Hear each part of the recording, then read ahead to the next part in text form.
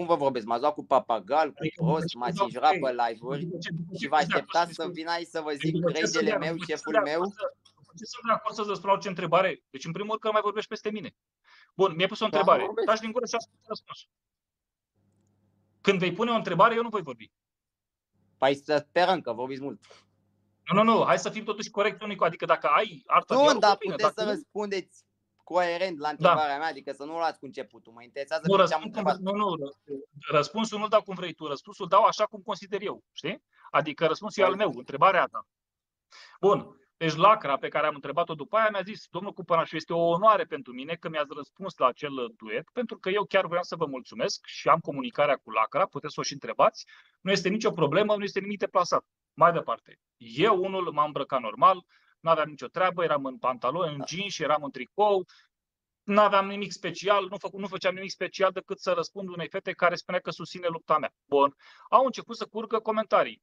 Cele mai multe dintre ele nevinovate. Dom'le, mă rog, despre ce ai le-am spus. văzut. Da? Da. Bun, dar nu erau comentariile mele, erau comentariile oamenilor. Da, Până când au început unii, că acum, dacă mă las să continui, îți explic, și vouă și tuturor, de fapt, până când au început unii să sară calul. Adică am și o limită, domne, ciocănașul, nu știu ce, dar folosiți, adică cum să nu-i răspunzi uneia care te întreabă dacă folosești Titan Gel, de exemplu. Adică n-am înțeles. Păi dacă aveați minte, zic așa, nu aveți, da? Dacă nu vreau să vă coborâți la anumite nivele inferioare, n-aș fi răspuns. Le lăsați ca niște comentarii de prost gust. Nu, că eu nu la niciun comentariu nu răspuns, ca să știi. Din punctul meu de vedere, când cineva are niște... Știu, aveți mult timp de stat pe TikTok, oricum. Sau niște acuzații, nu e vorba de asta, ci niște acuzații, răspunzi. Deci în momentul în care au sărit calul, da? Eu am răspuns politicos. Nu. Folosești Titan? Nu. Dar ce mare e? Acolo i-am stat în pace. Dar ce nu știu ce?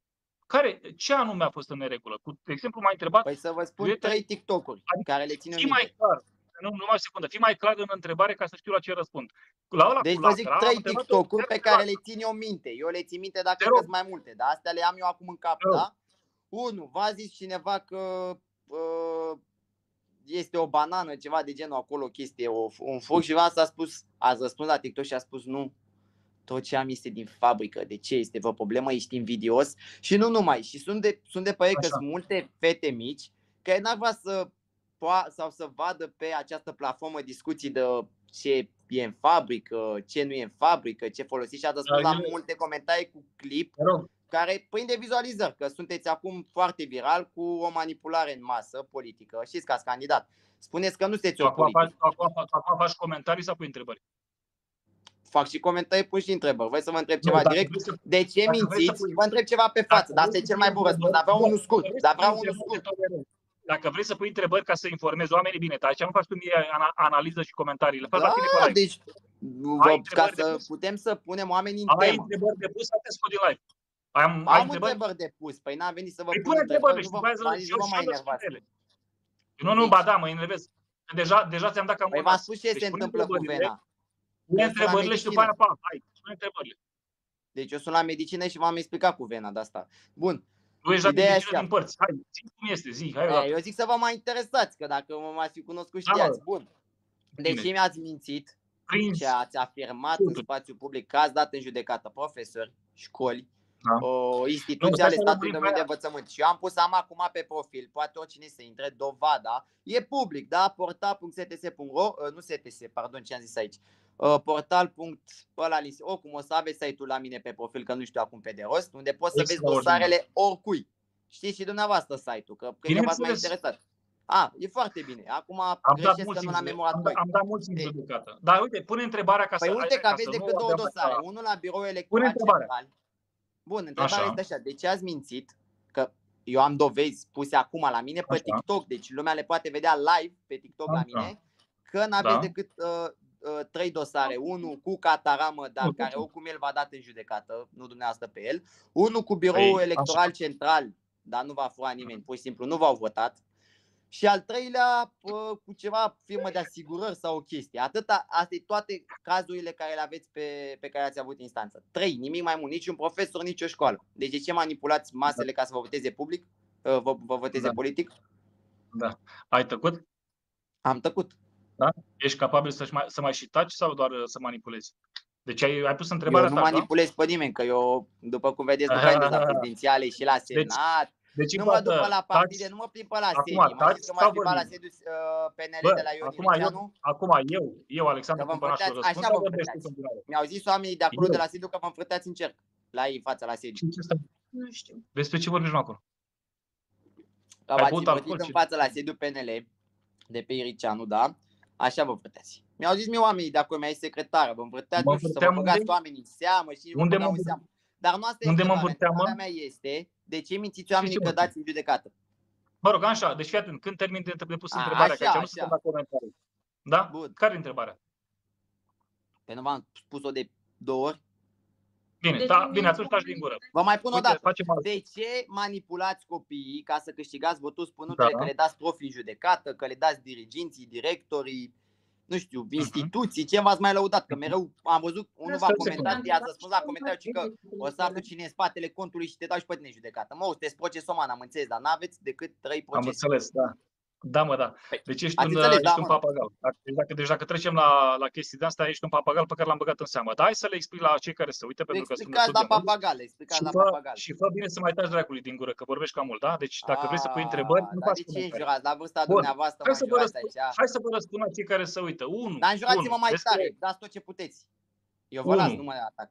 1. Deci, în primul rând, în ceea ce privește duetele, n-am nicio problemă. Deci am vorbit cu părinții acelor fete, n-am nicio problemă. Eu n-am nicio problemă. Suntem pe TikTok, adică este o aplicație unde se află minori. Ce ori căuta fetele de care spui tu că ea este pentru 13 plus, adică este de la 14 ani încolo, de la 13 ani încolo, da, aplicația asta. Eu am răspuns fiecărui comentariu și dignitilor. Poți să taci din gură? Da, de ce mă luați așa tare? Vrei să-mi dați un cap în gură? Că vă băgați așa.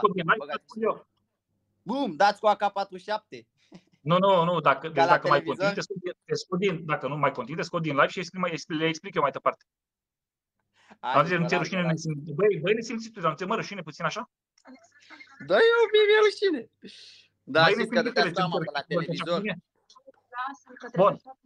Bun, am înțeles, trebuie să-și facă masca, da, am înțeles ideea. Bun, trebuie să-și facă masca. Bun.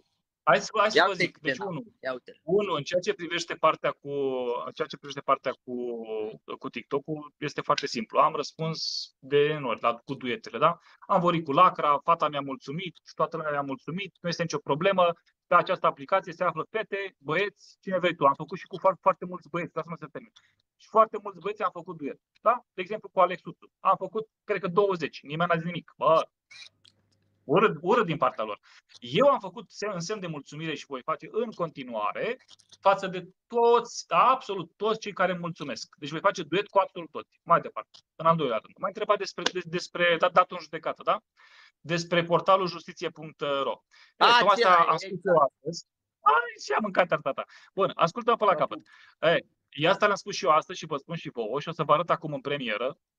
Țeapă, surpriză, nașpa pentru tine și pentru papagalii care mint. O să vă arăt documentul, bun, pe care l-am înaintat și lui Sorin Câmpeanu în calitate de ministru al educației. Asta e viața, trebuie să ia la cunoștință. Faptul că am dat în judecată 52 de școli, este în premieră în acest domeniu lucrul ăsta, pentru că am lăsat papagal ca tine să vorbească. Și i-am lăsat până când vin și vă dau eu ca lumea așa la final. 52 de școli, nu 20, nu 6, 52 de școli și, atenție, Ministerul Educației.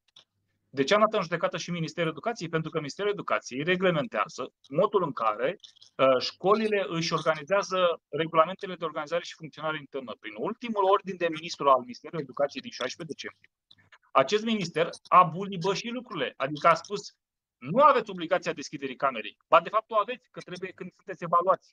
Dar și atunci când profesorii vă solicită, trebuie să răspundeți. Trebuie să spună cum. Din acest punct de vedere, avem o mare problemă. Eu, am considerat că trebuie să dau și școlile și Ministerul Educației. Pe justiție.ro, adică și chiar îi rog pe toți să se uite de acum încolo, va apărea acest termen de judecată. Va apărea, am înțeles. Dar dovada unde e că i-ați dat? Eu am văzut pe profil doar niște notificări. Nu știu dacă știați. Nu știu dacă vrei. Da, așa, conform procedurii de contencios administrativ se poate trimite online, 1 la mână și 2 la mână să-ți arăt. Ce se trimite online? Și cererea, plângerea. Plângerea însoțită de taxa de achitare a timbrului judiciar, da? Și aici sunt cele 52 de unități de învățământ, da? Și publicarea pe portal. Eu nu văd nimic, dar... Dacă ești chiar, n-am nici probleme. Nu știu cât de aproape să-ți dau o Nu, dar puteți să puneți pe TikTok să vadă toată lumea, nu trebuie să-mi arătați mie personal. Bineînțeles, bineînțeles, dar nu să facă... Nu, dar stai puțin, că sunt niște pași aici, nu fac eu ce vrei tu. Deci a trebuit întâi să-i trimit o scrisoare Ministrului Educației. Așa e politicos, nu să afle din presă că îl dau în judecată. Așa e, o notificare, da. Păi, bun, și asta am și făcut astăzi, am scris o notificare care i-am spus. Deci băiatul ăsta nu mai e live. Bun. M-a sunat cineva. I-am spus, stimate domnule ministru, având în vedere, din păcate, modul în care este organizată școala online, vă anunț că am dat în judecată Ministerul Educației din motivele cutare și următoarele școli. Sunt 52 de școli. Toate acestea au fost deja, m-a arătat soția, a plătit taxa de timbru, a fost trimis către instanță, urmează să fie pe just.ro, pentru că nu eu hotărăsc când le pun. Deci, atenție, aici procedura nu există un număr de zile când se publică pe site-ul Justiției. Da, eu știu chestia asta. Sunt până în 30 de zile. În următoarele zile, în următoarele zile va apărea pe portalul Justiției procesul dintre Alexandru Cumpănașu și Ministerul Educației, respectiv cele 52 de școli. Mai ești aici cu noi sau ai plecat la primul? Păi nu mă vedeți unde să fiu. Nu te văd nici eu, nici ceilalți te vedem. Cum nu mă vedeți? Nu. Dar te auzim. Bun, deci am lămurit asta cu școlile. Mai vrei ceva? 52 păi de școli. Ca să știți legat de procedură, că în primul și în primul rând. Tatăl meu și avocat, lângă Medine, deci știu cum e cu procesele. Să vă explic trei chestii. Într-a trimite o notificare, da? Într-a trimite o notificare la școlile. Ceea ce mi-a arătat că soția noastră mai devreme. Da, nu, ai plângerea trimisă către instanță. Către tribunal. Poate n-am văzut eu bine. Dacă o puneți pe TikTok, sunt sigur că o să vadă toată lumea. Ce credeți? O să vadă toată lumea și o să vadă cât de mincinos și de jegos ai putut să fii. Vreau să înțelegeți un lucru. Eu n-am nimic personal. Eu aici vă spun exact ce politică încercați să faceți. Cum ați făcut și cu Alexandru. Ca să ne înțelegem. Dar legat de portal, unde toate sunt publice. Da, unde toate sunt publice. Auzi? Și voi este denigrare și calomnie. Deci următorul care va fi dat în judecată vei fi tu. Eu sper să ai de unde să plătești. Pentru că ai spus lucruri, ai spus lucruri neadevărate. Dacă spuneai eu cred că mă sună lumea, băi, nene. Tu ai spus niște lucruri, da? Ca și cum ar fi certe. Deci, pare rău, dar tu nu știi, nu ai termenii juridici.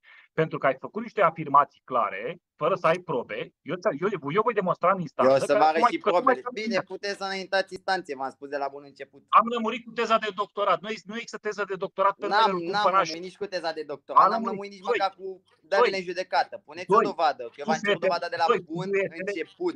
De la bun început. Am lămurit cu lacra. Cu duetele am lămurit, am vorbit cu lacra, cu familiile fetelor. Este da, sunt că cu toți părinții la care le-ați făcut la fete cine este duet la duete? Le-ați sunat, că oricum aveți legătură la serie, le-ați luat numărul și zis, doamnă, să știți că am făcut un duet cu fiica dumneavoastră legat de instrumentul meu și bănuiesc că este ok. Te-am mai întrebat toată, ce este în neregulă la acele duete? Cum adică ce este în neregulă? Ce este în neregulă? Și până acum, vrei să mă repet?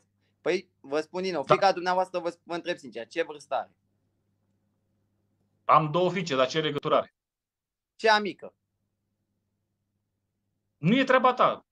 Trebuie la subiect. Spuneți-mi. Are sub 13 ani, corect? Atenție, când vine vorba despre copiii are TikTok și totuși are TikTok. Deși a spus că TikTok e minim 13 ani. TikTok a avut mizerabil ca tine să îl desfințeze. Dar că nu are vârsta mă faceți mizerabil în instanță, știți că jignirile astea... Bun, în regulă, continuați. Și ea nu are 13 ani și totuși are TikTok. A spus că TikTok e minim 13, dar nu l-am dat eu jos. Ferească Dumnezeu că n-am nimic cu familia dumneavoastră. Dar iară ți-ați afirmat fără dovezi, da? Dacă fiica dumneavoastră de 11 ani are TikTok, da? Câte alte copile, exact ca ea, au TikTok și văd clipurile dumneavoastră. Nu i-am dat eu contul jos, ca să ne înțelegem, da? Clipurile mele care TikTok e minim 13 ani. Și vă văd pe dumneavoastră, un om la 50 de ani, bine, n-aveți 50, aveți 40. Bă, animalule, ți-e rușine nesimțitul, am 39 de ani. Și ce mă făceai, mă, că ți-am zis că ai 50 de ani? De ce te-a dat așa? Bă, nesimțitul, dracu, tu crezi că tolerezi la infinit aici nesimțitule ce ești? Că n-ai știut că aveți? Dar de ce vă enervați? Deci, Că n-ai deci știut tu, deci tu credeți că eu tot ce trebuie să fac e să știu totul despre dumneavoastră. Unde v-ați dat teza de doctorat, da? Unde v-ați dat teza de doctorat? Ce vârstă aveți?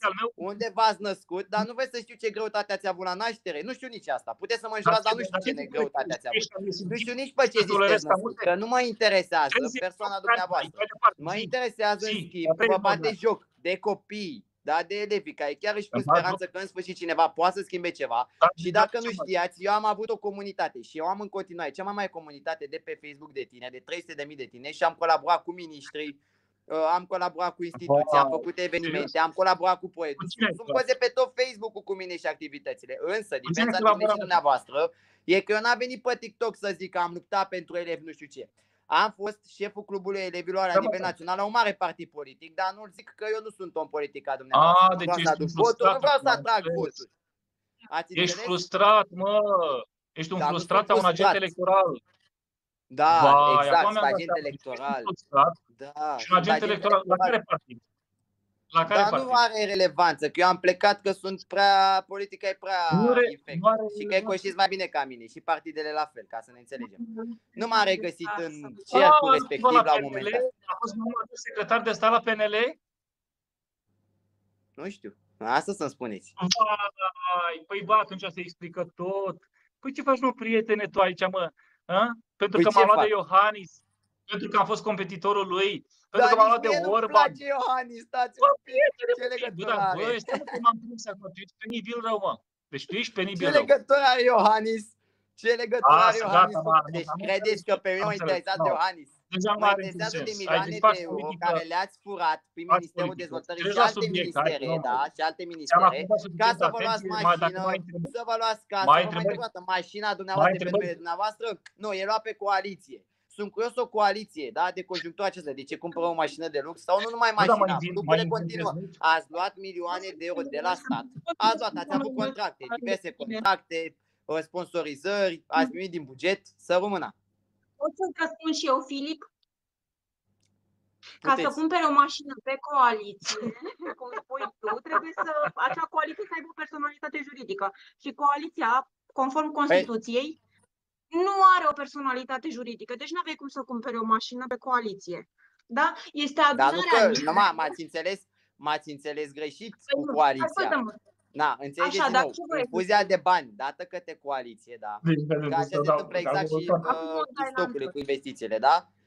A reușit bine, ca orice, așa, ați reușit cu banii respectivi, care nu ați făcut mare lucru cu milioane, de o să vă cumpărați mașina și alte bunuri mobile și imobile cu banii luați de